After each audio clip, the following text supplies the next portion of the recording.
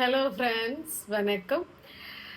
ஒரு அன்பர் தன்னுடைய முதல் மனைவிய ஒரு பெண் வீட்டார், அதாவது அந்த பெண்ணுடைய பிறந்த வீட்டிலேருந்து தலையீட்டினால நிறைய பிரச்சனைகள் ஏற்பட்டு முதல் மனைவியை அவசரப்பட்டு நான் டிவோர்ஸ் பண்ணிட்டேன். இரண்டாவது திருமணமும் பண்ணிட்டேன்.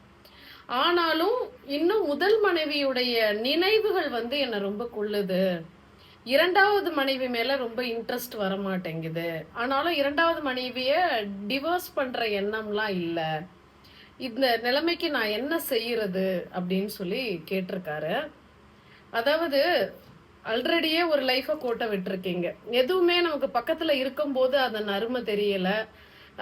அதை எப்படி சரி பண்ணிக்கணும் அப்படின்ற பொறுமை இல்லை. எல்லாத்தையுமே மேலோட்டமா பிரச்சனைகளை அப்போதைக்கு அந்த பிரச்சனைகளை தீர்த்தா போதும், அதை முடிவு கட்டினா போதும். ஆனா அதை சரி பண்ணிக்க விரும்பல. அதுக்கு ஒரு முடிவு கட்டிடணும் அப்படின்னு தான் நம்ம யோசிக்கிறோம். அது எதனால ஏற்பட்டது அப்படின்ற ஒரு ஆராய்ச்சிகளோ அதுல ஒரு தெளிவோ, நம்ம எடுத்த முடிவுகள் தெளிவானதா, அது லாங் டேர்முக்கும் நம்ம லைஃபை பாதிக்காததா அப்படின்னு எதையுமே நம்ம யோசிக்காம ஒரு முடிவு எடுத்துடுறோம். அது போலதான் பெண் வீட்டார் தலையிட்டதுனால நீங்க கொஞ்சம் அவசரப்பட்டு கோபப்பட்டு உங்களுடைய ஈகோவை விட்டு கொடுக்காம ஒரு முடிவு எடுத்துட்டீங்க. ஆனா முதல் மனைவியுடைய நினைவுகள் உங்களை கொள்ளுதுன்றப்ப அவங்க மேல ஒரு ஆழ்ந்த அன்புல இருந்திருக்கீங்க.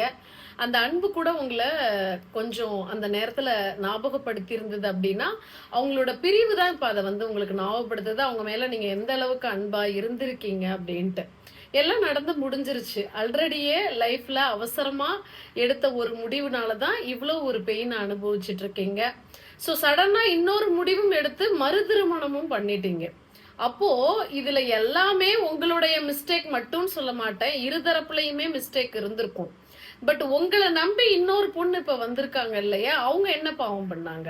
அவங்க முழுசா நீங்க ஒரு நல்ல ஆண்மகன், ஒரு நல்ல கணவரா இருப்பீங்க, இந்த வாழ்க்கை நமக்கு நல்லா இருக்கும் அப்படின்னு நம்பி உங்களை வந்திருக்காங்க இல்லையா. அப்போ அந்த நம்பிக்கைக்கு நீங்க உத்தரவாதம் கொடுக்கணும், நல்லபடியா நடந்துக்கணும் அப்படின்றது தான் இங்க ரொம்ப முக்கியமா பார்க்க வேண்டியது. அப்போ இந்த மனைவி கிட்ட இன்ட்ரெஸ்ட் இல்லாம அந்த போன மனைவியவே நினைச்சிட்டு இருந்து இப்போ கிடைச்ச வாழ்க்கையையும் நீங்க வீணாடிச்சுக்கிற செயல்ல தான் இப்ப நீங்க ஈடுபட்டு இருக்கீங்க. அப்போ எதுவுமே அருகில இருக்கும்போது அதனுடைய அருமை தெரியல உங்களுக்கு அப்படின்றத நீங்க புரிஞ்சுக்கணும். அருகாமையில இப்போ வேற ஒரு உறவு வந்தாலும் அவங்களுக்கு நீங்க மனைவின்ற ஸ்தானத்தை கொடுத்துட்டீங்க. நீங்க கணவன்ற என்னென்ன ரெஸ்பான்சிபிலிட்டி இருக்கோ அதை கரெக்டா பண்ணுங்க, அன்பா நடந்துக்கோங்க. முதல் மனைவி அவங்க பிரிஞ்சு போயிட்டாங்க, எப்படி நீங்க இன்னொரு வாழ்க்கையை சூஸ் பண்ணிட்டு உங்க மனசை மாத்திட்டு வந்த மாதிரி அவங்களுமே வேற வாழ்க்கையை நோக்கி போயாச்சு. இனிமே இதை சரி பண்ண முடியுமா அப்படின்றது முடியாத செயல்.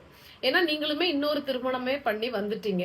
அப்போ இந்த மனைவிய கண்டிப்பா அன்பாவும் அனுசரணையாவும் நீங்க கணவன்ற ரெஸ்பான்சிபிலிட்டியோட நல்லபடியா இந்த வாழ்க்கைய திரும்பவும் கோட்டை விடாம நல்லபடியா பாத்துக்கோங்க. அதுதான் புத்திசாலித்தனம்.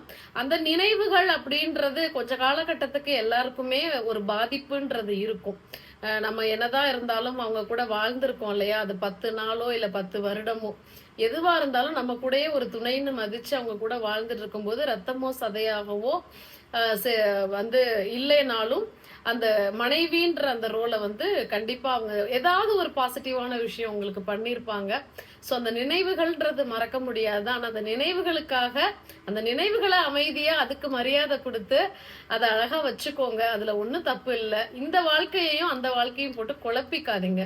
ஸோ இன்னொரு லைஃபுக்கு வந்துட்டீங்க. இந்த லைஃபை இன்னைக்கு இன்னும் இதை எப்படி ஒரு சந்தோஷமா ஒரு அந்த பெண்ணை உங்களை நம்பி வந்த பெண்ணை எவ்வளவு ஆரோக்கியமான ஒரு மனதோட ஃபர்ஸ்ட் லைஃப்ல செஞ்ச தவறுகள் எல்லாம் செய்யாம இந்த பெண்ணோட வாழ்க்கையை எவ்வளவு சந்தோஷமா நம்ம ஆரம்பிக்கலாம், செயல்படுத்தலாம் அப்படின்றத கொஞ்சம் பாசிட்டிவா ஃபியூச்சரை நினைச்சு ஓடுங்க. பாஸ்ட நினைச்சிட்டே இருந்தீங்க அப்படின்னா ஃபியூச்சர் இனிக்காது. ஸோ பாஸ்ட அது ஒரு மெமரிஸா அப்படியே ஒரு ஓரமா அழகா இருக்கட்டும். அதை எப்பயாவது நினைச்சு பாத்துக்கோங்க. அதை நினைச்சு பாத்துக்கிறதுக்காக உங்களை நம்பி வந்த உறவை கஷ்டப்படுத்தக்கூடாது, காயப்படுத்தக்கூடாது. அதை பத்திரமா வச்சுக்கணும். சரியா? நன்றி.